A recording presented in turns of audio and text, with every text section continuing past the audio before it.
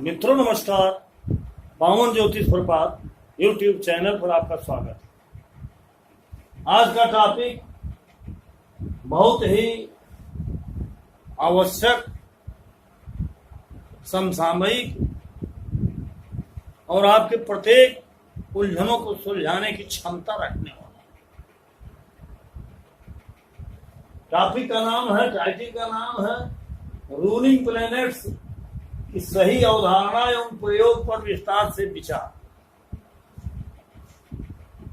Detailed idea on the correct concept and use of ruling planets. जी हाँ मित्रों, बहुत से मित्रों की जिज्ञासा भी थी और मुझे भी प्रतीत हो रहा था कि रूलिंग प्लैनेट पर यद्यपि बहुत से वीडियो मैंने दिया, लेकिन उसकी सही अवधारणा और प्रयोग पर अभी तक कोई विस्तार से वीडियो नहीं दिया। बराबर कमेंट में और आप लोगों से बात संवाद में ये बात स्पष्ट हुई कि रूलिंग प्लैनेट के महत्व को हर लोग मान रहे हैं, समझ रहे हैं, लेकिन उनके प्रयोग करने में असफल हो रहे हैं। मित्रों, जैसा कि आपको बार बार बताया जा रहा है कि कृष्णमूर्ति पद्धति स्वर्गीय के.एस. कृष्णमूर्ति के द्वारा ही प्रतिपादित है। उन्होंने अपने कई वर्षों के अनुभव और शोध के पश्चात एक नई पद्धति को जन्म दिया, जिसे आज कृष्णमूर्ति पद्धति कहा जाता है, केपी ज्योतिष कहा जाता है। हम विस्तार में न जाकर के रूलिंग प्लैनेट्स पर आते हैं। रूलिंग प्लैनेट्स कृष्णमूर्ति जी की सर्वथा नवीन और जो कि ज्योतिष जगत के लिए वरदान साबित होने वाला सिद्धांत है, खोज है। इसमें कोई दो राय नहीं है और इसके माध्यम से बहुत से उलझे हुए सवालों को आसानी से सरल और सुलझा लिया जाता है। रूलिंग प्लैनेट्स का शाब्दिक अर्थ शासक ग्रह,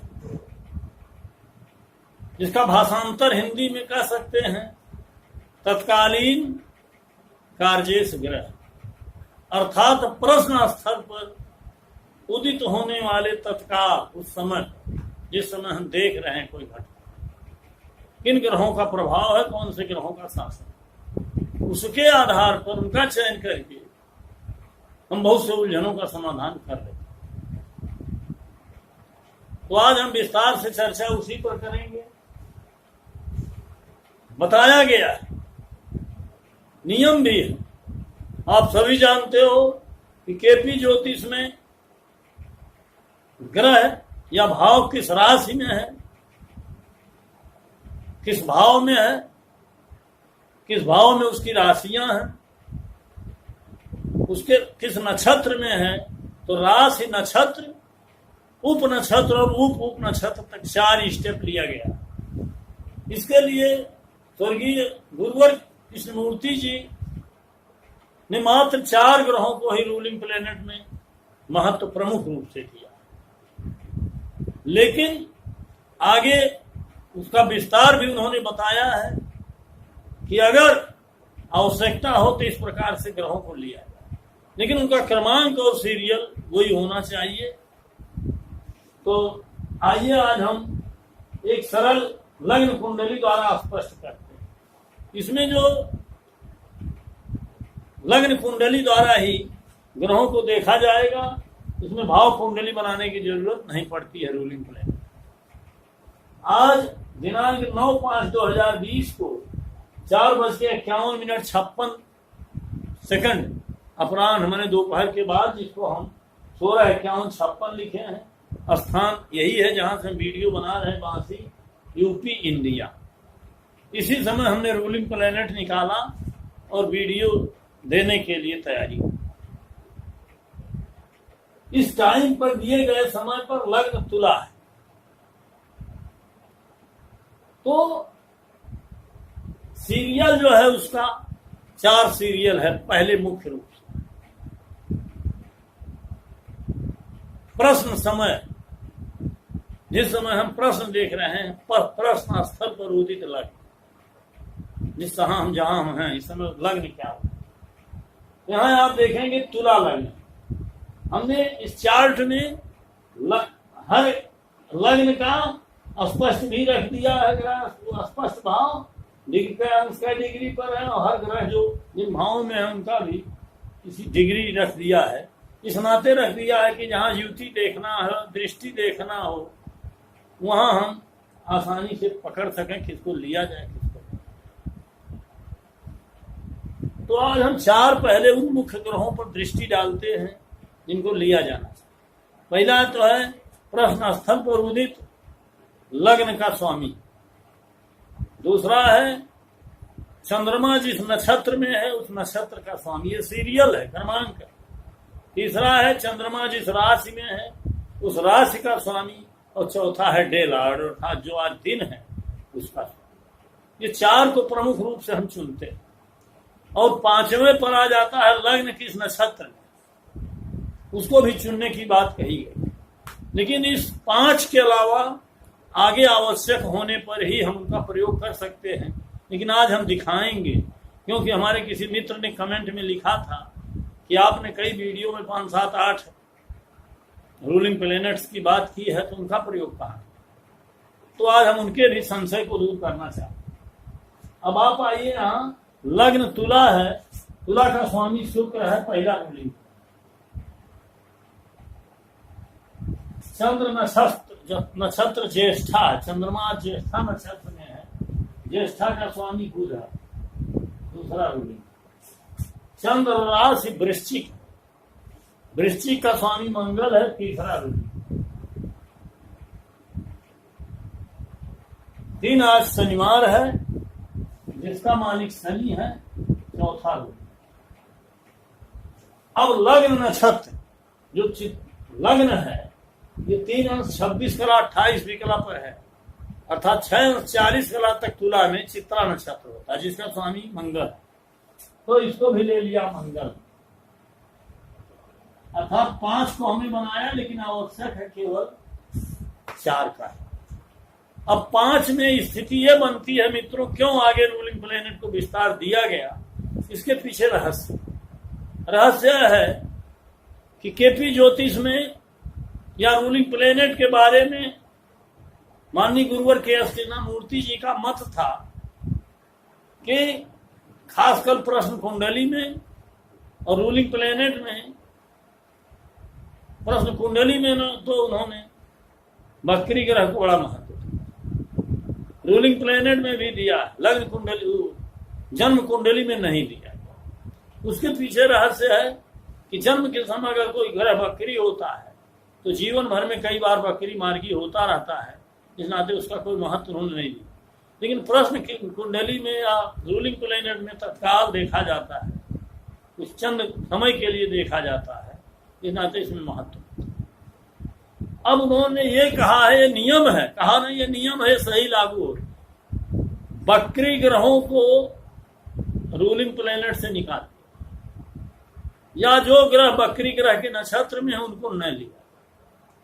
अब स्थिति कभी कभी बनती है कि अगर 4 रूलिंग प्लैनेट हमने लिया या 5 ले लिया, तो उसमें 2-3 ग्रह बकरी हो गए, तो आप किसी घटना को कैसे सुनोगे, आप समय बताओगे। अब बकरी ग्रहों को छोड़ दिया गया तो किसको लिया जाए, इस नाते आगे विस्तार की बात कही गई। इसके लिए बताया गया लग्न में स्थित ग्रह। लेकिन अगर कोई ग्रह बकरी नहीं है तो हमारा 4 से या 5 से ही काम चल जाएगा। आगे हमको जरूरत नहीं है कि लग्न में कौन ग्रह है, लग्न पर दृष्टि कौन डाल रहा है, ज्योति किसकी है, ये तभी लिया जाएगा जब ग्रह बकरी हो और कोई पर्याय ऊपर न बचा। अब आगे बढ़िए, लग्न में स्थित ग्रह, देखिए तुला में कोई ग्रह स्थित नहीं है, इस नाते 60वें नंबर पर कोई नहीं है। लग्न पर दृष्टि, अब देखिए चूंकि ये लग्न कुंडली से है, सरल लग्न प्रश्न कुंडली से सूर्य की दृष्टि तुला पर है, इस नाते हम सूर्य को ले लेते।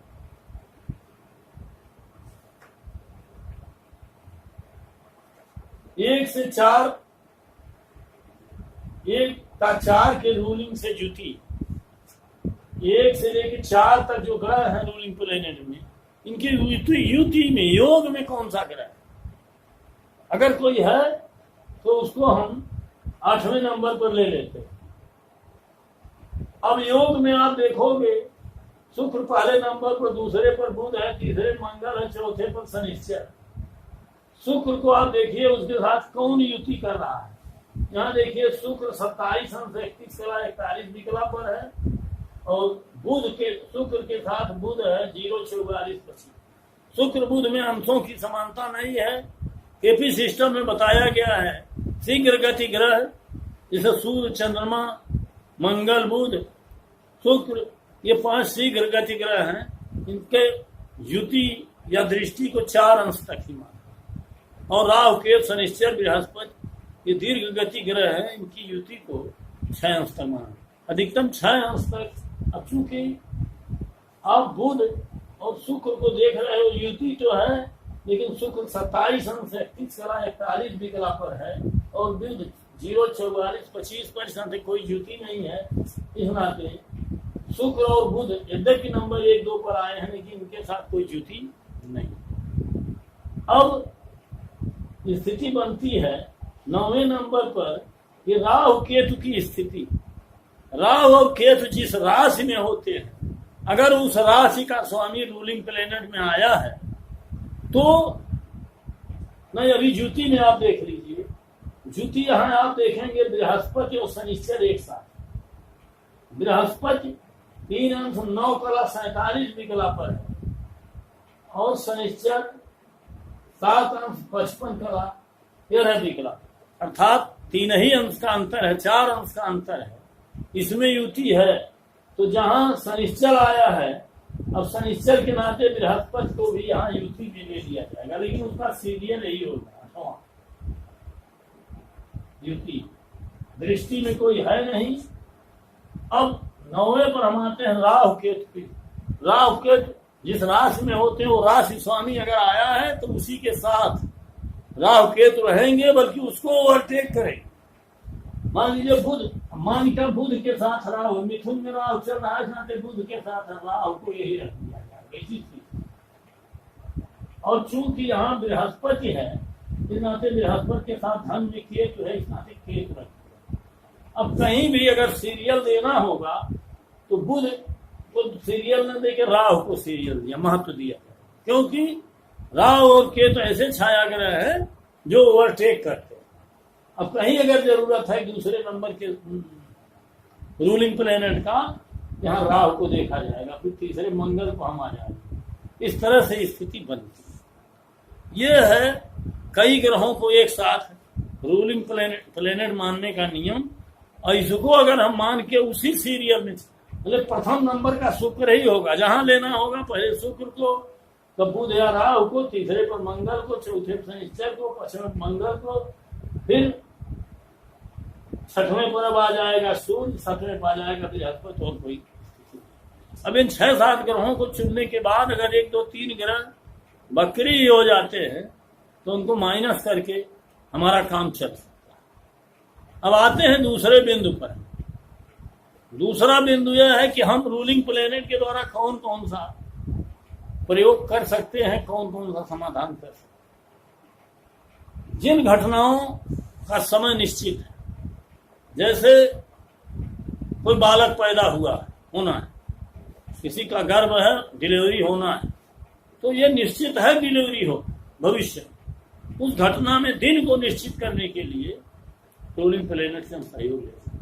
अनिश्चित किसी का जन्म हुआ, भले घंटे आगे पीछे हुआ, उसको हम सही कर सकते हैं।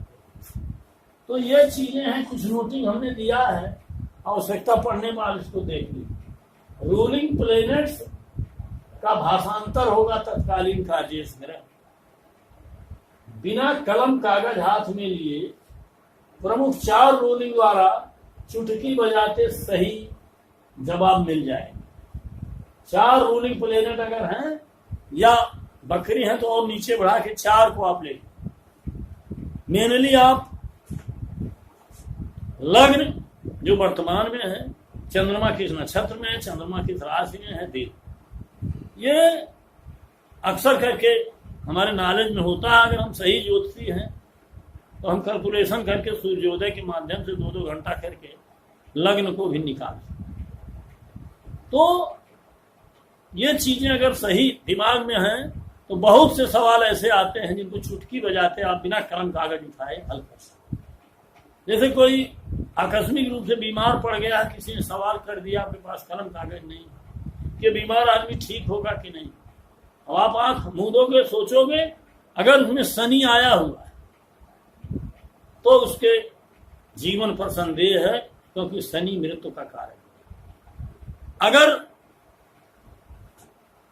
किसी को ये पूछ लिया, बताइए आज मेरे पुत्र से आज मुलाकात होगी कि नहीं, अगर रूलिंग प्लेनेट में बृहस्पति आया है, बृहस्पति संतान का कारक है, तो बता दीजिए। इस तरह से कोई यात्रा संबंधी विषय है, कोई पत्र लेखन संबंधी विषय है, कोई चिट्ठी पत्र के बारे में, कोई विद्युत संबंधी प्रश्न है, तो अगर रूलिंग प्लेनेट में बुध आया तो बता दीजिए। शादी विषयक प्रश्न है, धन संपत्ति विषयक प्रश्न है, विवाह संबंधी है कोई सवाल है, या महिला से संबंधित सवाल है, या वकील से संबंधित सवाल है, महिला वकील से शुक्र आया है तो कह दीजिए हाँ ये घटना हो। और मंगल आया है तो कोई भी घटना होगी तो निश्चित रूप से उसमें कुछ झगड़ा झंझट चिपकती है। इस तरह से रास्ता चलते अगर ग्रहों का सही कारकत्व तो हमें पता है तो हम रूलिंग प्लेनेट द्वारा चुटकी बजाते ही 1 मिनट में जवाब दे सकते हैं और भी तमाम घटनाओं की सही जानकारी हमको। तीसरा चीज, भविष्यकालीन घटनाओं का दिन बताना। भविष्य में कोई घटना होने वाली है तो किस दिन होगी। अगर सप्ताह कोई घटना 9 दिन के अंदर के नक्षत्र दिन जो है 7 दिन, एक सप्ताह 7 दिन का होता है, तो 7 दिन के अंदर कोई घटना होने वाली है तो अभी कोई प्रश्न किया रूलिंग प्लेनेट ये तो आप सीधे कह दीजिए शुक्रवार को, आज के बाद जो 7वें दिन 7 दिन के अंदर शुक्र आएगा, शुक्र को घटना।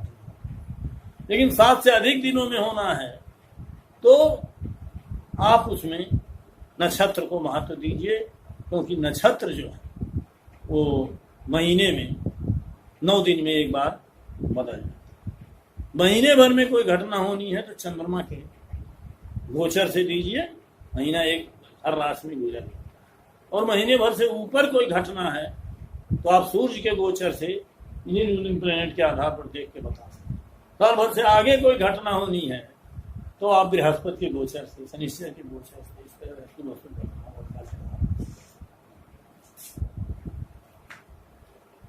अनिश्चित जन्म समय को मिनट से सेकंड तक सही और शुद्ध करना। अनिश्चित जन्म का समय है 1 घंटा, आधा घंटा, 10 मिनट, 15 मिनट आगे पीछे, यहाँ तक कि कई लोगों का जन्म समय एक ही साथ एक ही रूलिंग प्लेनेट द्वारा आप सही कर सकते हो, कई वीडियो में। यहाँ तक कि अगर आपको वर्ष का पता है, सन का पता है, तो उस समय किस महीने में किस दिन आपका जन्म हुआ, किस समय हुआ, ये भी निकाला जा सकता है। अब वर्ष का भी पता नहीं है तो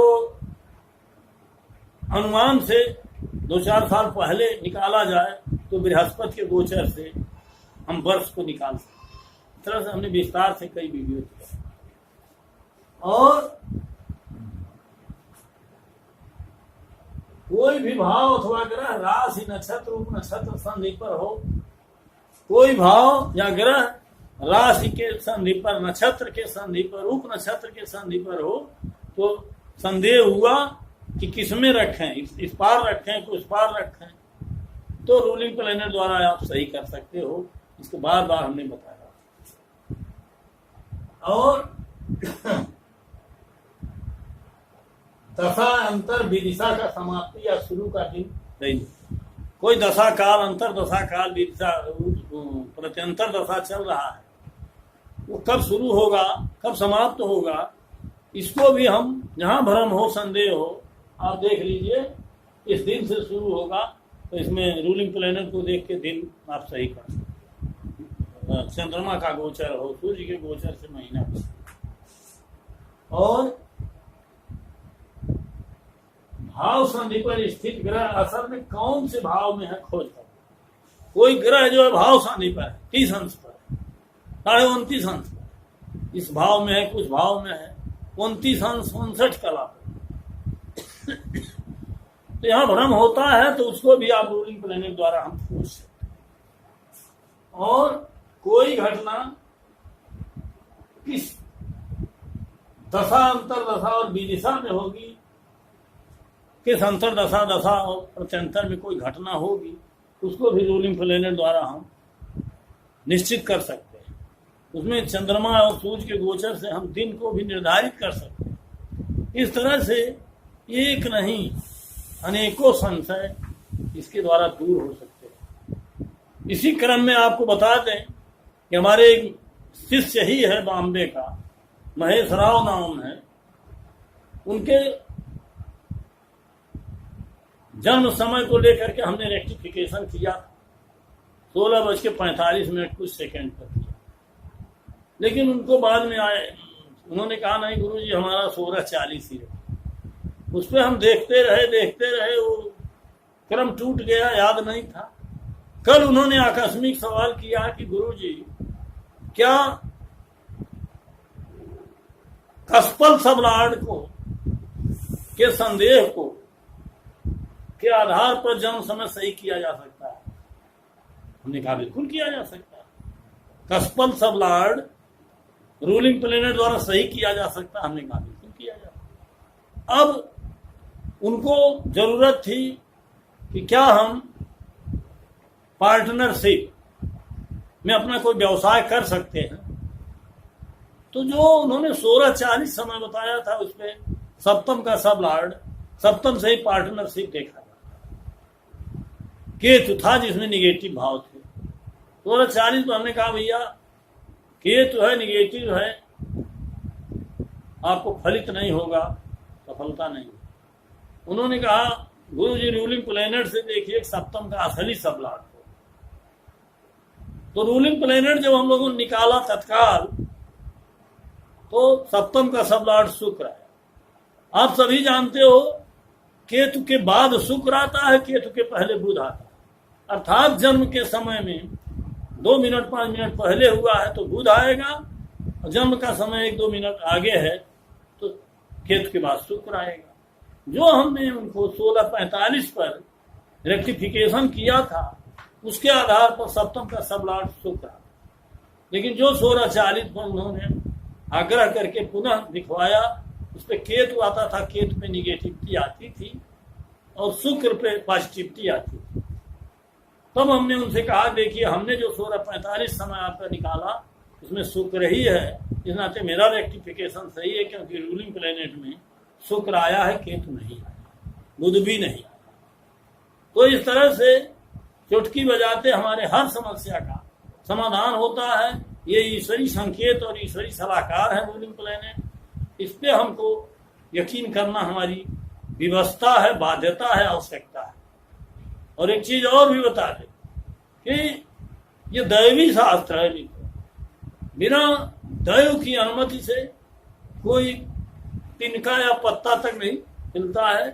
मानव जीवन में ही नहीं, प्रकृति में कोई भी घटना घटित होती है ये पूर्व नियोजित है, लिखित है, अनिश्चित नहीं है, न आकस्मिक है, न अलिखित।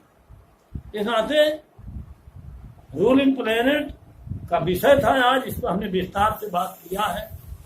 और मैं भूल गया ये बताना कि अगर मेरे चैनल को अब तक सब्सक्राइब नहीं किए हैं तो नीचे का लाल बटन दबा के सब्सक्राइब कर लीजिए। बगल में जो बेल आइकन आती है उसे पुश कर दीजिए ताकि प्रत्येक वीडियो का नोटिफिकेशन तत्काल आप तक पहुंच जाए। मित्रों में बहुत ज्यादा अधिकतम शेयर करिए ताकि अधिकतम लोगों को इसको लाभ मिल सके। और वीडियो अगर पसंद आवे तो लाइक करना नहीं भूलें। वीडियो को आज से अंत तक पूरा देखिए ताकि सही समझ आपकी बन सके। और अंत में चूंकि वीडियो लंबा हो रहा है इस नाते बहुत बहुत धन्यवाद। पुनः हार्दिक शुभकामनाएं और पुनः अगले हफ्ते में एक नए वीडियो के साथ मिलूंगा।